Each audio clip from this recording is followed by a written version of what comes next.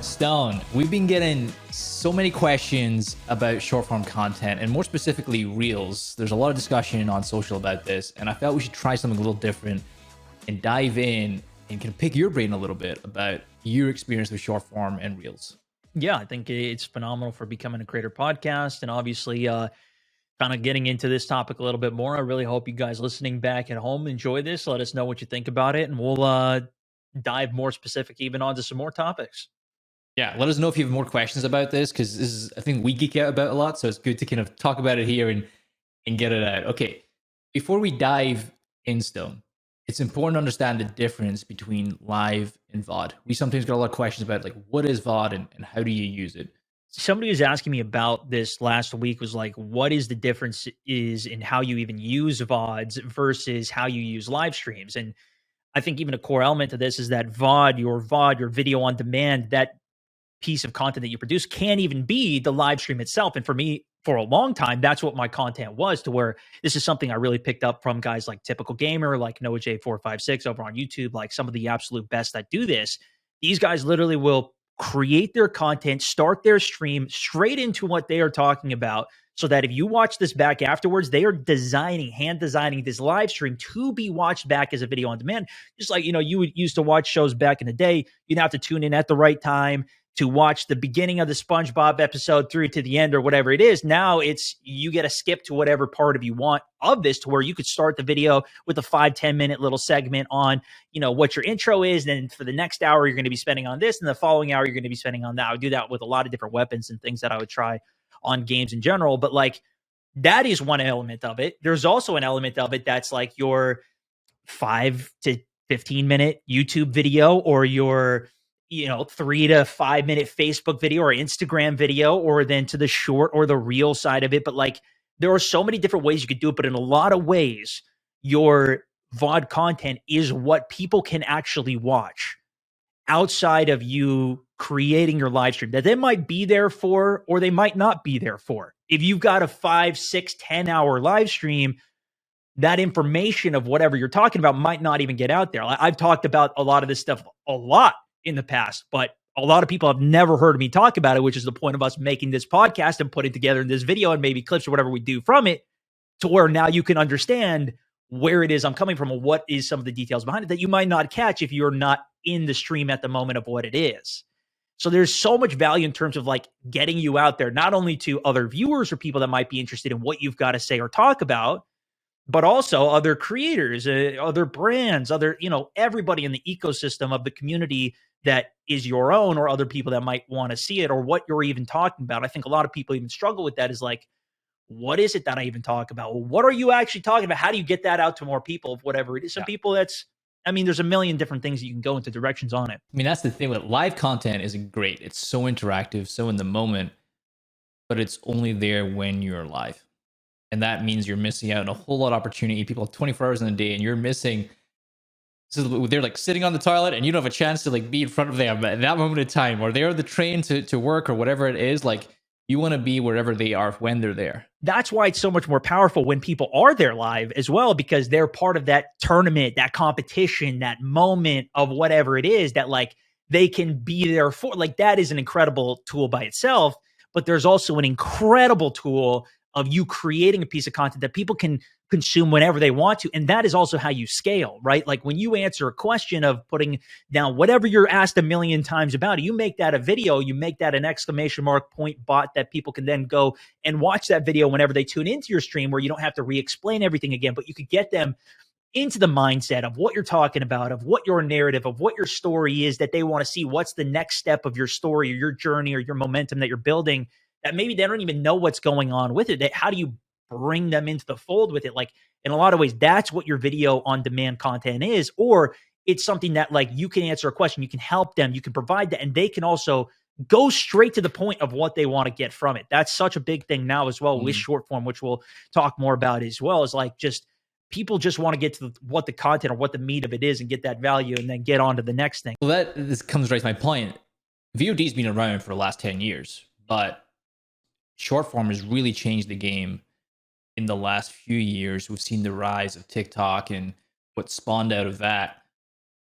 What is happening here? Is it the attention span that you touched on? Is it like people have lower attention span? What is happening? Why is short form just kind of rose in the last few years?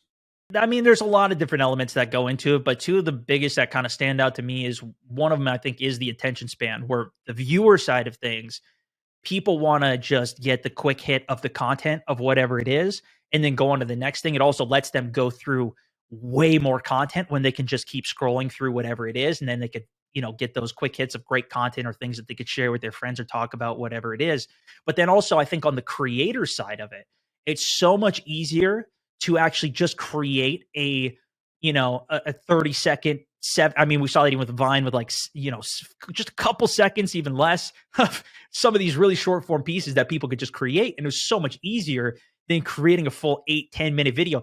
That was where I started, was really trying to learn how do I make a 10-minute video over and over and over again. And that was a lot of damn work to try and even figure that out in the first place, or have that much to talk about and to keep people's attention for that long. And so I feel like that kind of, threw me to the fire a little bit, trying to really ramp up to that direction to where, short form, I feel like it's just so much easier, even to where I think this is one of the reasons that we're seeing such a big explosion, even in TikTok, is just like, it's so easy to create a really short piece of content, even just from your phone, especially with how easy it is to create or edit or do things on that app in particular, but a lot of different apps and all the programs and everything that's involved with it. It's like, you're seeing so much more of it that, like, this is where a lot of, I think, the really creative types are going.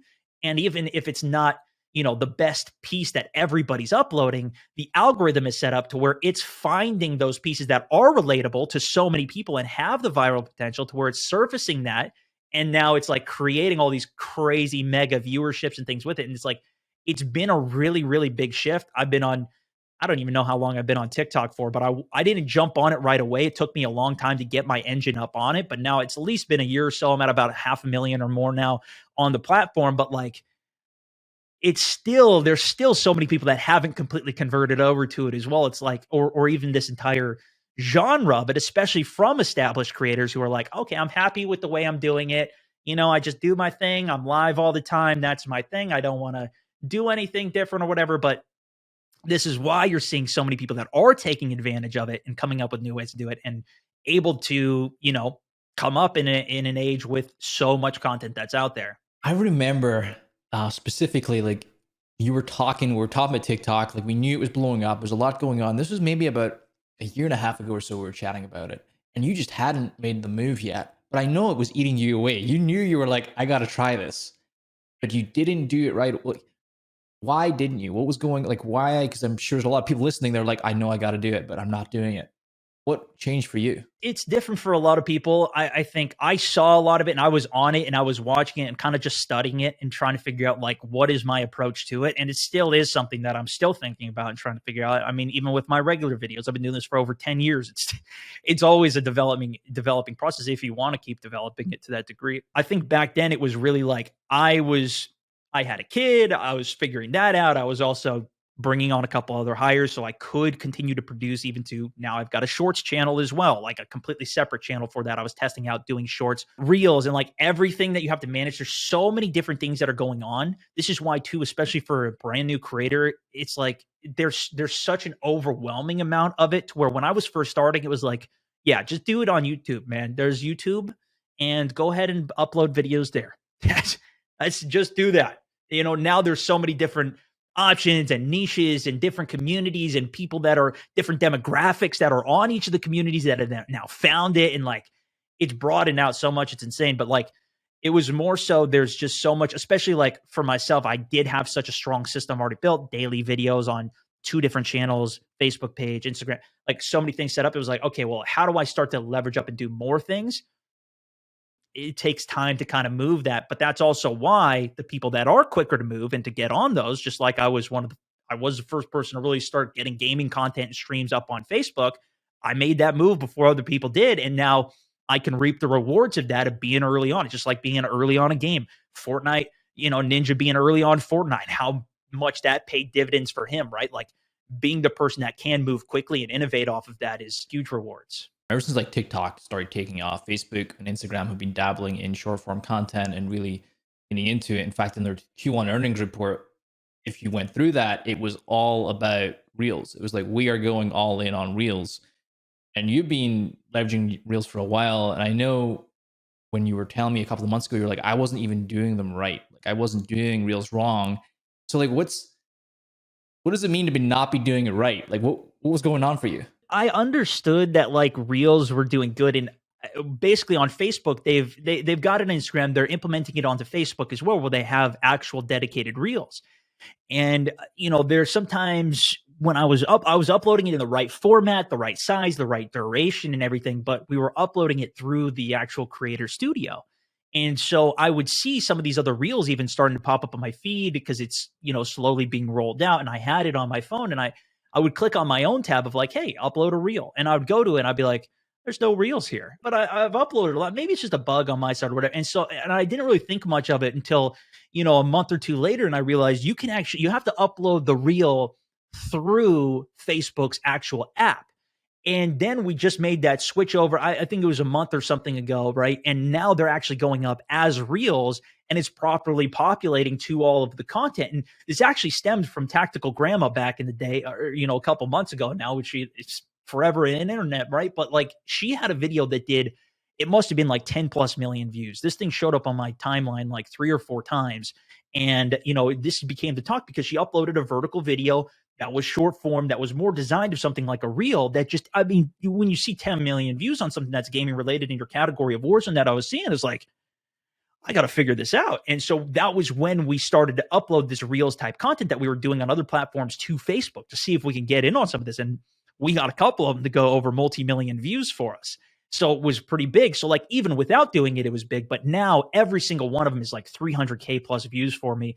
We've had multiple even hit millions within the Reels platform itself on Facebook. So it's like, this is a whole nother avenue that now I was leaving out. And this is where a lot of the reach is actually reaching new people, is because they are pushing it. They are, to your point, like they are testing these things. They're trying to figure out like, how do we get more people onto Reels, trying to keep up with TikTok and these other platforms, YouTube, trying to do their own short form type content. How do we make that experience better for them? This is what they are trying to do, and they are trying to push it.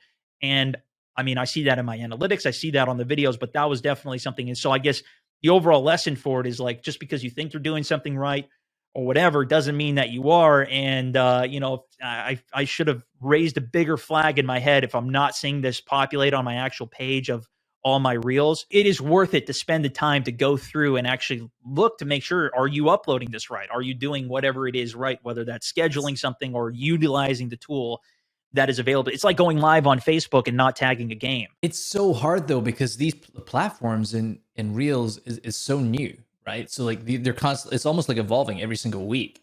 How are you staying on top of it? Because like it's like you create a system, and then that system changes like 2 weeks later. Yeah, I mean, it is hard, right? Like it's something that you can miss. It's kind of keeping an eye on what are other people doing. That's something that I've always done on my content, is like, what is working for other people, talking with other creators. That's why it's so helpful to be a part of a community, to even, even if it's, I was never super big, especially early on, reaching out and having other creator friends so much per se, but I would still follow a lot of them. I would still see a lot of the channels of what they were doing and try and adapt to what some of those things were. That's always been helpful. But like I said, even just seeing the fact that Tactical Grandma's video was popping off was like, okay, time for me to make a move. Time for me to start uploading short form, vertical videos to the platform, square form videos that take up more real estate. So as you're scrolling down, like, they spend just 10% longer scrolling down. That's a 10% more watch time. It could get you that extra little boost in terms of getting out into the algorithm, whatever it is. So it's like, it's hard to keep up on, but like, that's where also, if you can innovate it and you be the first person to do it, like,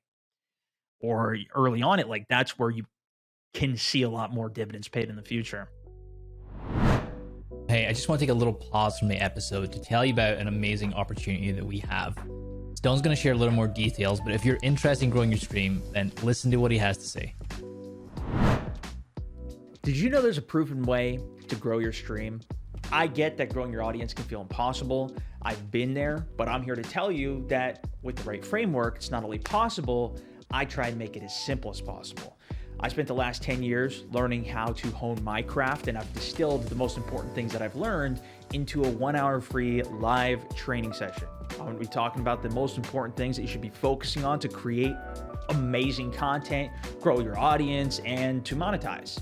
You shouldn't be working hard and not seeing results. I want to save you from working on the stuff that isn't really moving the needle for you. There's a proven framework that every streamer uses to grow. It might be in different ways, but I'll even show you examples of how it's worked with many new creators. So what's the secret? Stay tuned for the session. Find out. Spots are even limited. So make sure to save it now, and I hope to see you there. Just click the link in the episode description to register. Talk about those trends. I mean, you've been doing this now for a year and a half with TikTok, and now I've seen you in a lot of reels on Instagram, a lot of reels on Facebook. What kind of trends are you seeing happen in the content? Like, and how quickly is it changing? Like, how much do I have to be studying the trends that are happening? It's hard because you're really wanting to find a way to differentiate your content and be, like a trend is to upload every single day on the platform. You want to have constant new content going out because stuff that's 3 days old is irrelevant, right? You want to have something that's now new that can continue to populate and to go into feeds with it. But then there's also another aspect to it where you look at like Sally is a dog who will upload like one a week or sometimes less, and he'll go much higher quality with what he is actually putting out on it. And now that's a huge differentiating factor for it as well. So I think there's kind of like a push in different trends in different directions at different times, but like you're still looking for what is your differentiating unique factor with that as you're going through content in pretty much every single level of whatever it is. But to that same degree, if there's a popping trend with, somebody looking in a mirror doing something in a certain way or a certain song, and if you can create that for your niche and your community, like this has been the major overarching theme for pretty much all of these platforms, is how do you take this popular trend, even if it's, Will Smith slapping somebody, right? Like that's now become a thing in Warzone clips. I saw this popping where when people would hit a sniper shot, they would have a green screen of Will Smith slapping the guy that they sniped. Like that's part of the trend that they incorporated with it. That's for that community. Now, probably wouldn't make sense for somebody that doesn't play the game or whatever, but they're finding ways to take some of these things, put them together that now can go extremely viral. So there's still an absolute, like, can you get into the overall ecosystem of the people that are on the platform? And this might not work as well if you're on TikTok versus Shorts versus YouTube versus Facebook versus Instagram, because the demographics might be different. The people who are consuming the content or the games or those communities might be different, and that's how you can kind of cater it to each of them, similar to how when I was creating a lot of YouTube content, like that just being my only focus back in the day, I could create stuff that was really for those people that were on YouTube, people that are searching for content, trying to find specific things, trying to hit related videos in the same way that there's like trending things now of, one person makes a major video and you can kind of duet off of that and do your own spin or whatever off of it, trying to hit a related topic to where somebody makes a commentary on this thing they hate about game X. I can make something similar to it that's my own take on it that's even different or whatever, that can then maybe be the recommended video that comes in after their video that they watched, because people will watch multiple things off of it. And hearing you talk, this sounds so similar to YouTube. It's all algorithms, man. I mean, it's all of these platforms minus, Twitch kind of has its own way of doing algorithms where it's whoever has the most views will be seen. And to a degree, actually, I've noticed this on Facebook recently as well, is like the ones that it seems to pre-populate for me are the reels that have the most views. There's still a lot of them that are just being algorithmically surfaced as you're scrolling down. So there's kind of a mix in some of that, but like that is playing the game of the algorithm and getting people to watch your content. And they want you to succeed on it. Like they want people to stay on the platform for as long as they can and to make entertaining stuff, just like a TV show does, just like a movie does or whatever. Like that's the whole entire point of entertainment and keeping a show going, but you got to keep it up. Fair to say, like, it's just lower the bar to entry to starting to creating, but the same principles still apply. The story, the hook, drawing. Yeah, absolutely. And I think too is like you see a lot more of a flood of it. That's my point earlier, is like you see so much on the creator side that is easier to do. It's so much easier to just create a 30-second video than it is to create an 8 to 10 minute video. Like it's so much easier. you can make, even if you had a topic of that would be 8 to 10 minutes, you could break that one thing down into 3 or 4 separate videos that can then be spread out over an entire week, right? That's something that I'm currently struggling with, is that I've got so much content that I am now doing in like a 4 to 5 hour stream with all the experience and everything that I have. Is like I'm sending so much content out and I'm relying on the algorithm to get it to the right people, which is working in a lot of ways. But then it's really hard to where it's like, okay, I'm doing a big channel update. Here's a teaser for it. It's only showing to a portion of the people that I would love for everybody to see it. And then it's like, okay, but then, or I play a different game, and I can't put that on YouTube because it's not gonna work with the algorithm for it, whereas it would work on this other thing. And it's like, how do I juggle all the content that's going out to people is something that I'm almost struggling with more, especially in the short form content where it's like, okay, I don't want to post 10 things a day. Some people do that, and you can do that, but also then it can become a lot harder to see all of that content or whatever it is. Talking about that, like, over the last year and a half, you've done a lot of short form. What are things that you would suggest like avoiding? Things that you've learned, and I think in part you need to go through those lessons. Like, you need to kind of experience it and refine your content. But what have you learned over the last year and a half of creating such? I don't even want to know how much you've created in the last year and a half in short form. It's probably like Yeah, a it's lot. A yeah. lot even going back to old content as well. There's a lot of lessons that I've learned on it. I think the thing that I see from a lot of people that are just starting out, to the point of how easy it is to actually create, how easy it is to put clips out, is not focusing on what is some of the differentiating factor of what you are actually producing. Even with a lot of my content, and to the point of like I have a lot of content going out, I still feel like some of the content that I create, if not even a lot of it, is like, am I really even differentiated enough with what I'm even doing? Like, I feel like, okay, I am trying to create value and to deliver something and to have a hook of what is going to be compelling for the content. And like, okay, yeah, this is a good clip. We should do that.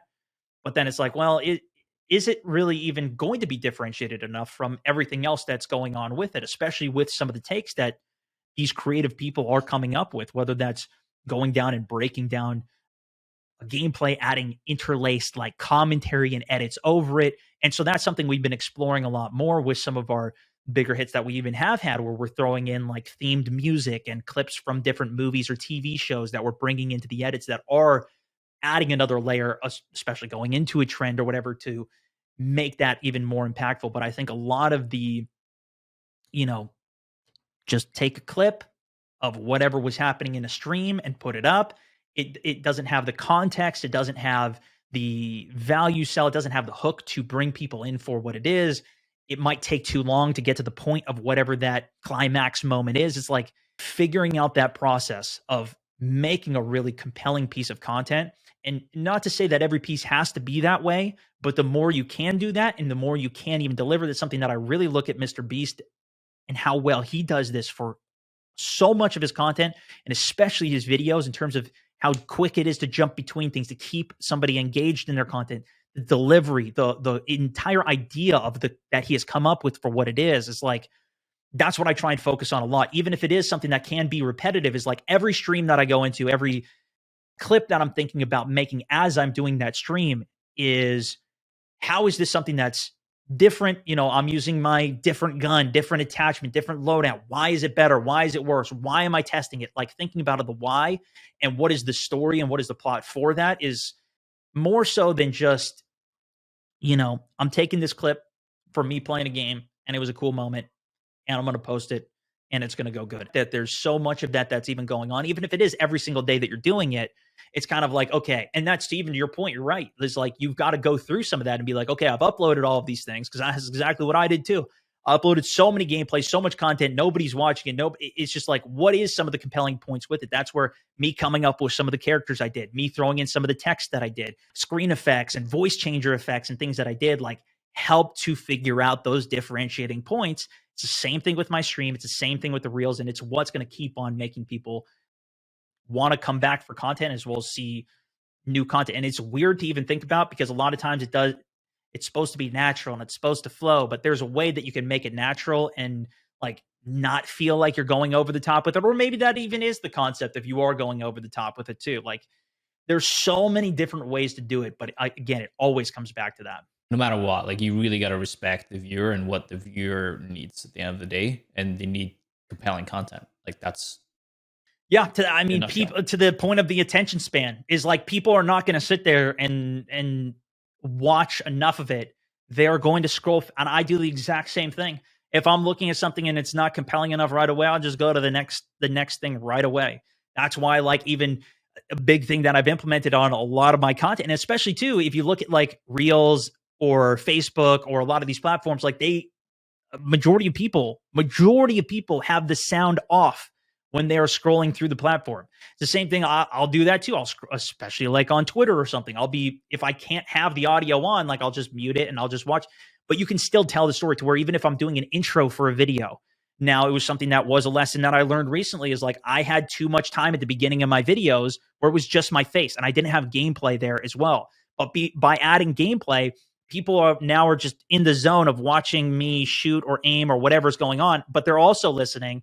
And that was the entire concept that my channel was even based off of at the beginning. Is like, and so like going, but not realizing that Back and to going back to basics. it, Yes, right? back It's to like basics. that is important and keeping that flow going of keeping somebody interested, throwing in the subtitles, throwing in an extra banner of what is actually happening to try and keep it's not going to always work, right? But like the more that you can differentiate it, get people to stick around and be interested in it, like that's just more opportunity. And it's got to be something that's a fun challenge for you to figure out because it's not for everybody, right? And I there's think different one ways of that people do it, but like the more that you can make that a fun challenge and interesting for you, and like that is a differentiating point, and that's something that is interesting to me and it is fun for me. So that's like a big win-win. But you got to kind of make that a win-win for you, uh, in a lot of ways to take full advantage of getting people's interest and getting it. That's exactly what all of this is, right? It is getting people's interest and attention for longer periods of time and entertaining them. And there's a variety of different ways that you can entertain people, but like that's the core of it that you got to figure out. So it feels like if I'm thinking of starting doing reels or I'm doing them and I'm not seeing much success, I need to revisit the core concept of creating compelling content and decide if I want to put that energy towards reels or I want to put that energy towards YouTube or to my streams. And I have to really check in with what am I able to do? Like if I'm doing a crappy job of any one of these, like maybe it's not worth doing. Yeah, it's hard to generalize it overall, but I would say that it does kind of come down to where are those points of your strengths, right? Like, or what are the strengths that you want to build towards off of it? If that is going to be short form content for you, you might even be creating really compelling content. Like, you might be creating super high quality, interesting things over that. But what if there's already 100 people that are already creating those points that X viewer is already getting their fill of content on for the game of what it is, and it's not that much better to where they're willing to watch and try that out. Whereas, if I already know a Stone Mountain video or a Spartacus video or a Ninja or Tim the Tatman or Courage or whoever it is, and it's like, okay, I already built that loyalty up with that. Like, I already trust them in the content that they do. So I'm going to stick around and watch the full length of what this video is versus something that they don't know. Right. And so that's where I do think being very specialized and figuring out that point is something that you do want to do. And like, if you can build that trust up with more people to where they will sit and watch what it is that you're putting out or the next thing that you go into or try out, like that is what the process is. That's the process that I've been through. That's the process that so many people go through with it.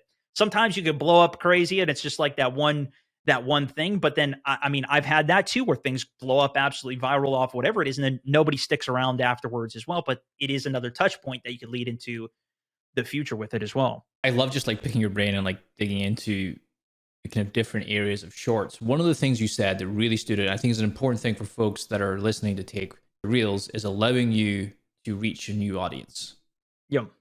more than your like actual, like you put a video out on YouTube, you put a video out on Instagram or a video out on Facebook. Reels is allowing you to reach a And new this audience. is the nature, I think, at least right now, of what the platforms are going for. I mean, I've seen this in so many different ways. Even YouTube, when YouTube created YouTube Gaming back in the day, which is no longer a thing, they had a whole app that was separate for it. Like, this was an opportunity when they were pushing live streams And I would go live on YouTube, and it was incredible. Like, it would be one of the top 3 search results for games if you put it in, because they were trying to get these live streams out there. It's the same thing of what they're doing with Reels and on Instagram. It's the same thing of what they're doing Reels on Facebook and a lot of these different YouTube as well. This is the way that they're testing out new content to people. So this is a good way to get those introduction points out to people in terms of, like, even on my Instagram page personally. I look at my actual data. My stories will 100% only go to people that already are following my page. It's not a great method of acquisition for new people onto my channel, right? My regular posts of videos that I'll put out have a tiny, tiny, tiny sliver of people that will see, new people that will see it, looking at the analytics of it. But on Reels, that is where actual new people are coming on. And granted, it's not a crazy amount of new people, even with insane viewership, because I do have a lot of people that are already on there that I've built up that know me from whatever. But that is the area that new people are coming in off of, right? And so that's why it has been a major shift, even on my Instagram content, for, a long time now, where we've shifted over to being focused on just no longer doing the videos, but just doing Reels, because that is what is going out to new people. Like, and there is a degree where you've got to keep up with whatever the algorithm is on whatever platform. It's the same thing, even like live content. I think live is going to be even bigger on Instagram going into the future, because they seem to be testing that. There's a couple streamers who have even tested on from Facebook Gaming, who they've tested streaming over on Instagram now too, trying to do the vertical format. That's been something that's huge on TikTok. TikTok is massively pushing live content.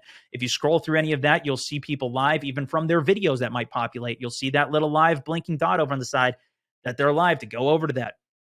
It's like, it's kind of, you got to keep up with what's going on in the overall space for it. And that's even to the point, like, if you can stay ahead of it a little bit and figure out what is the things that are being pushed and jump on that, understand it, listen to a podcast like this, like, pay attention to what's going on in the actual space, you can try and utilize that and gain at least, some more traction, some more views of what's going on around that at the time that it is, because it's, it's not always the same. Like I said, YouTube Gaming's no longer, they discontinued the entire app off of that. So things can change. You got to pay attention. I'm so excited to hear what our viewers think of this, and like what experiences they've had with Reels and short form. Like, please let us know in the comments, like, what has been your experience? What from this was super helpful? It was cool to try something new with the pod and kind of dig into Reels. So let us know, like, how are you finding Reels? What is working for you? What are you seeing? We're talking about trends and like how and when you jump on a trend. Let us know what's working for you. I'd love to know. Yeah, I'd love to see some more examples too. I'll go through the comments out. Absolutely. Sweet. Stone, cheers. This was awesome. Absolutely, man. I loved it. I really hope you guys did too. And as always, you can find all the podcast episodes, everything we're doing over at pipeline.gg. Thank you so much for tuning in to today's episode. I wanted to just end this with a little bit of context on why we do what we do. We're former content creators ourselves, and we just really want to help as many content creators as we can. That's why we started pipeline.gg. It's a platform where you can find other like-minded creators and learn from the pros who have already been there. Get step-by-step guidance so you can avoid all the mistakes that we made in the beginning. If you love the episode, there's going to be even more inside of Pipeline. So check it out. Head over to pipeline.gg.